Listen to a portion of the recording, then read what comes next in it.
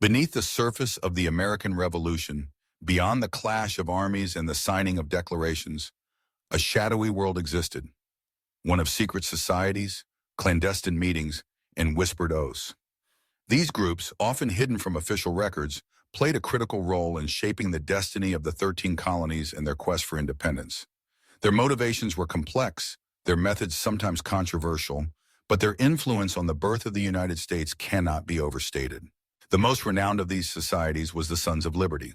Formed in response to the oppressive Stamp Act of 1765, the Sons of Liberty began as a loosely organized network of patriots determined to resist British authority.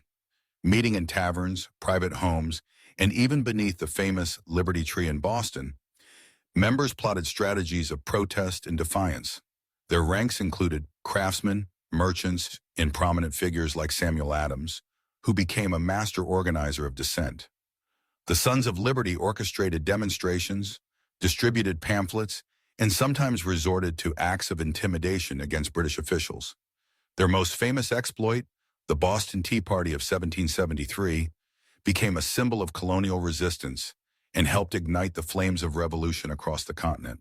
But the Sons of Liberty were not alone.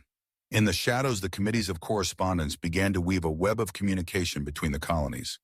These secretive groups exchanged letters and intelligence, building a network of trust and cooperation that would later become the backbone of the Continental Congress.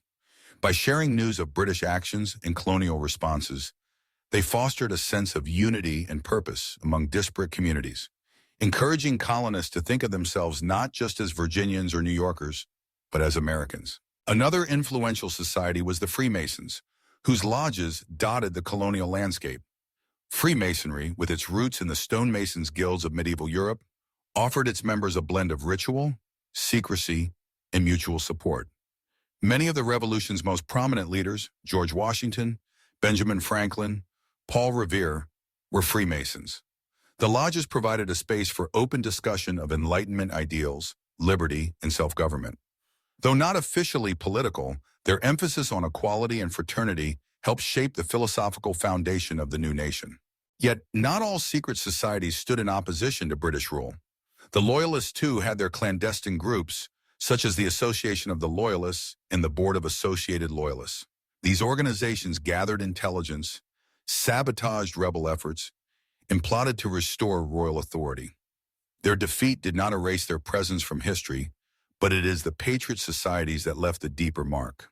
The motivations behind these secret societies were as varied as their members.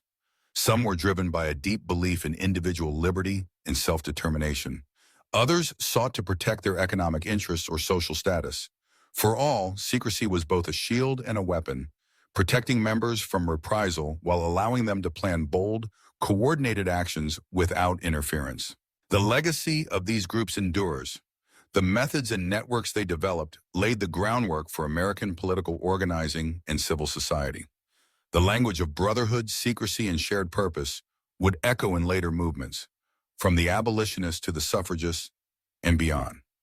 Their stories remind us that revolutions are not only fought on battlefields, but also in the back rooms, the quiet corners, in the hidden councils where history's greatest risks and greatest hopes are born. As the United States emerged, the need for secrecy faded, but the lessons of those secret societies remained.